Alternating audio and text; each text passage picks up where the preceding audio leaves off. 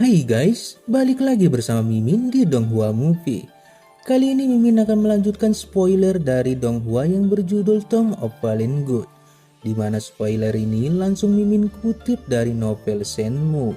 Karena ini hanyalah spoiler, Mimin berharap kalian semua mengerti jika isi video di dalam pasti nggak akan sesuai dengan alur ceritanya. Untuk yang baru gabung, jangan lupa untuk menekan tombol like, komen, dan juga subscribe-nya. Biar Mimin semangat update spoilernya. Tanpa basa-basi lagi, kuy ke ceritanya. Di spoiler sebelumnya, Chenan berhasil mengalahkan ketiga trio Sai dan melambungkan namanya di Kekaisaran Dongchu. Namun di saat kebahagiaan Chenan, berita buruk juga kembali menimpanya. Di mana berita itu ternyata Cuyu tetap akan dinikahkan oleh Kaisar dengan si Malingkong. Chenan yang mendengar berita itu sangat marah dan berinisiatif untuk melakukan pemberontakan.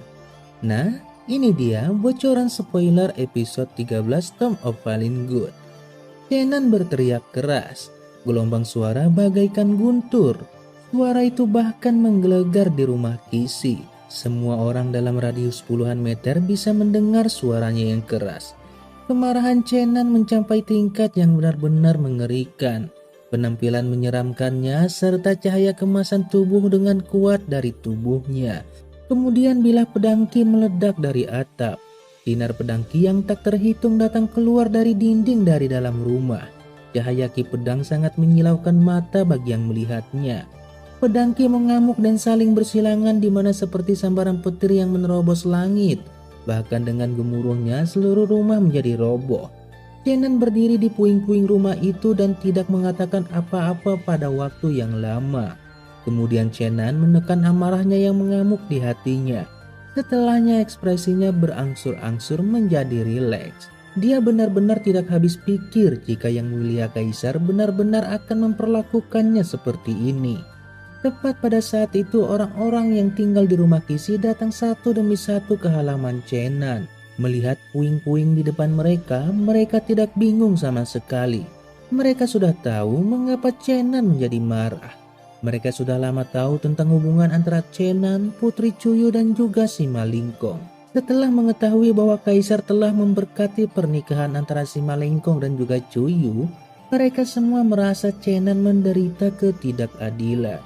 Di sisi lain, Cusian juga sudah menerima laporan, kemudian mengerutkan alisnya. Dia juga yakin jika Chenan pasti akan menyebabkan masalah seperti itu. Dalam sekejap mata 3 hari pun berlalu. Ada 2 hari lagi sampai hari pernikahan antara si Malingkong dan juga Cuyu akan dilaksanakan.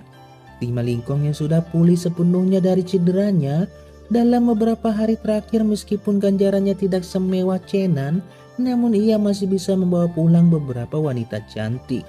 Dia percaya Chenan menyukai Cuyu dan menebak bahwa rekannya saat ini sedang dalam kesedihan dan kemarahan. Ketika dia memikirkan hal ini, seringai terbentuk di sudut mulutnya.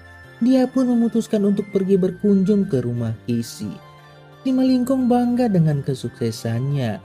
Dia menyapa semua orang yang dia lewati. Dengan belok kiri di sisi dan belok kanan di sana, ia tiba di luar halaman Chenan. Secara kebetulan Chenan baru saja ingin pergi dan mereka saling berhadapan.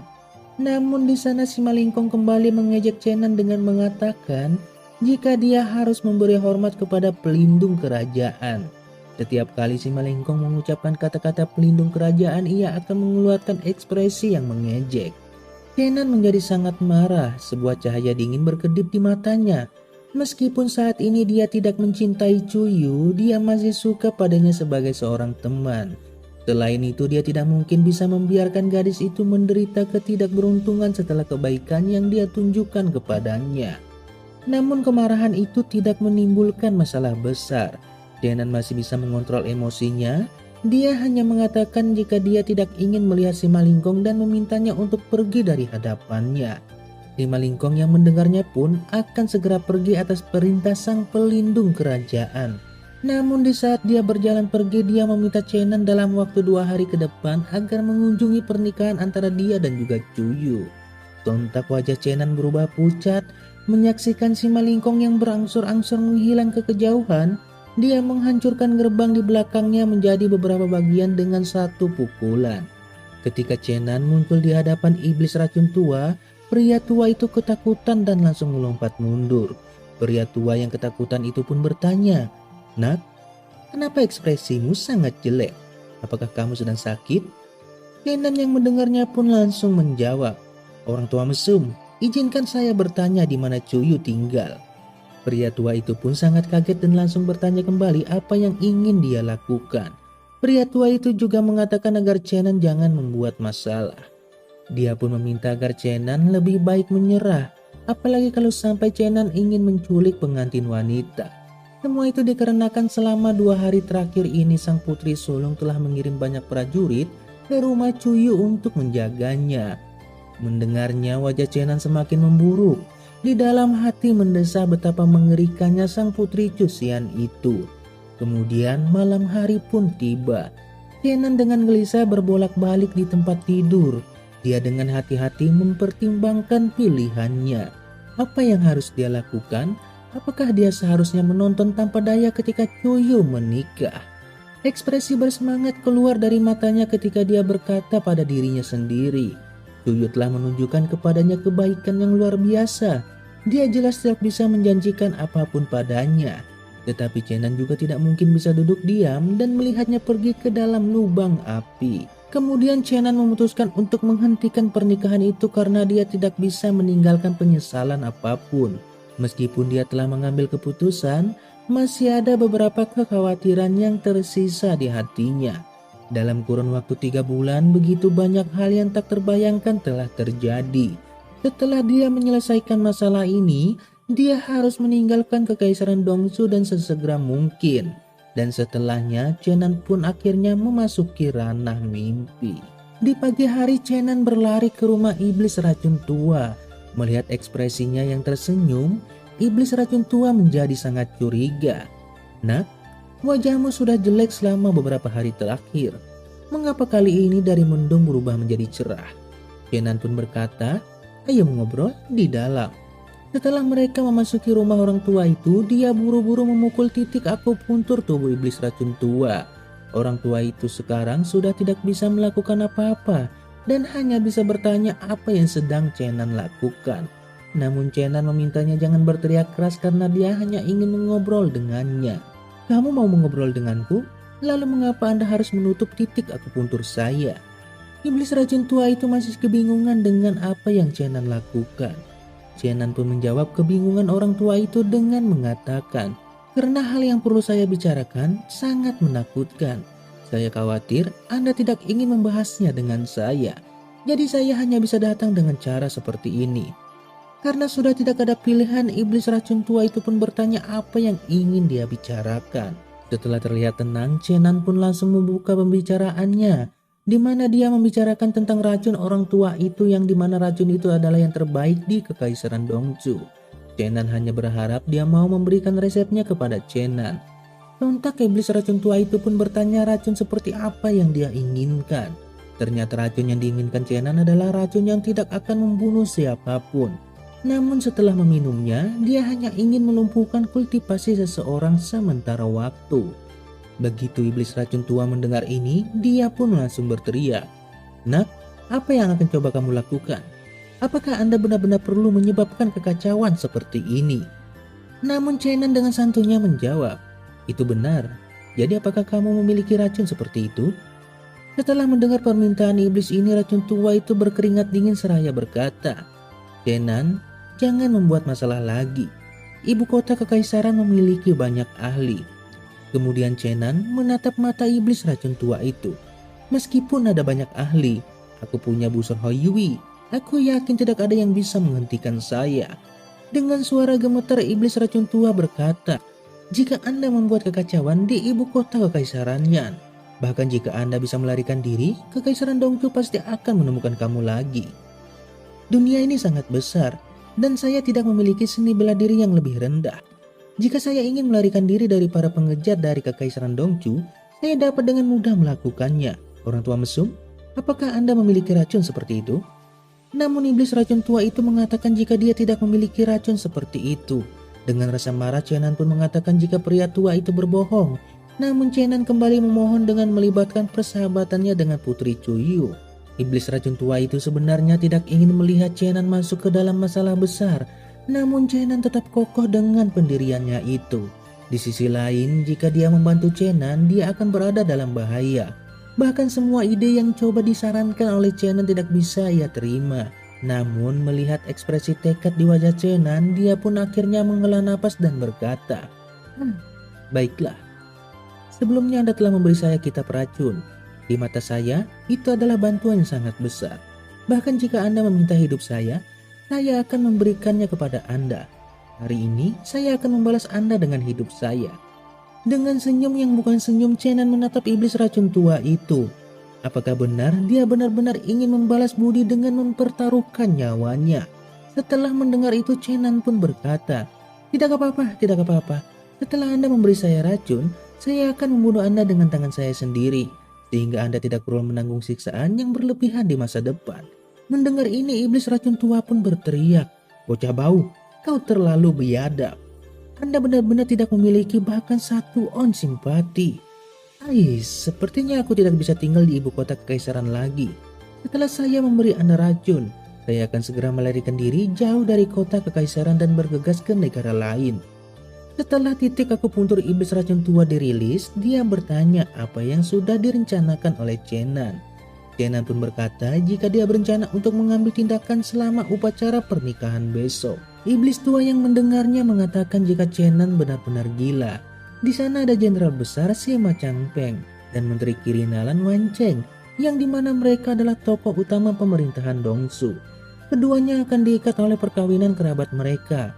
Mereka pasti mengundang Yang Mulia Kaisar sebagai tamu pada upacara tersebut. Pada saat itu, keluarga Sima pasti akan menjadi sangat kuat. Namun Chenan dengan dingin tertawa. Jika dia perlu membuat kekacauan, dia akan menciptakan banyak kekacauan sehingga tidak ada yang mengerti apa yang akan terjadi. Tidak hanya itu, dia juga harus menyelamatkan Chuyu. Dia juga harus melakukan tepat di depan kaisar dan semua pejabat militer dan sipilnya. Chenan jelas ingin membuat acara besar. Dia ingin menodai wajah kekaisaran Dongsu. Apa yang gagal dilakukan oleh 3 penunggang naga dari negara Tiangyan, kali ini dia yang akan menyelesaikannya atas nama mereka. Singkat cerita, akhirnya racun itu pun berhasil Chenan dapat. Dia pun berterima kasih dengan tulus. Singkat cerita, keduanya pun berbincang seperti biasa, di mana di sana iblis racun tua menyarankan Chenan untuk pergi ke kota kebebasan. Chenan merasa itu sangat akrab.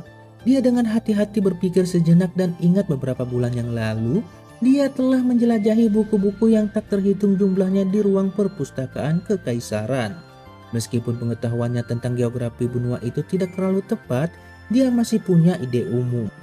Ketika benua Xiaohuan dan juga benua Mohuan bergabung, sebuah barisan pegunungan yang tinggi dan terus-menerus muncul di perbatasan bersamaan. Ini melibatkan lingkar 100.000 meter menjadi tidak jelas tanpa kehadiran manusia.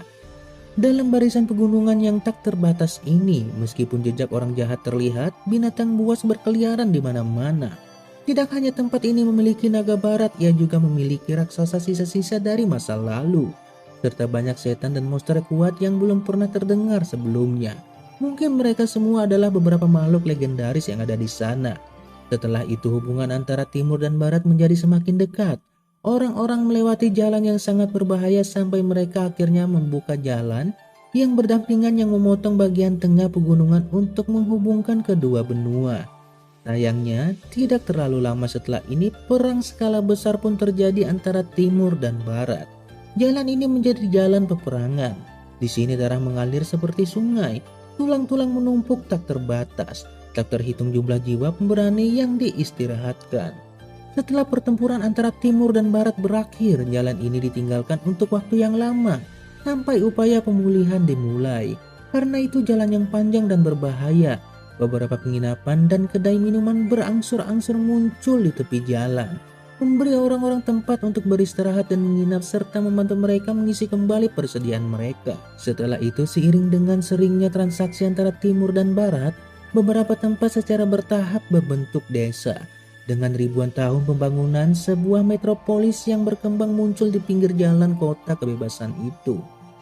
Kota kebebasan tidak dianggap milik negara manapun. Itu adalah kota mandiri. Karena lokasi geografisnya yang sangat unik membuat kota itu menjadi kota paling penting di sepanjang jalan yang menghubungkan antara timur dan juga barat. Kota kebebasan juga disebut sebagai kota kejahatan. Itu dikarenakan kota ini tidak di bawah kendali negara manapun.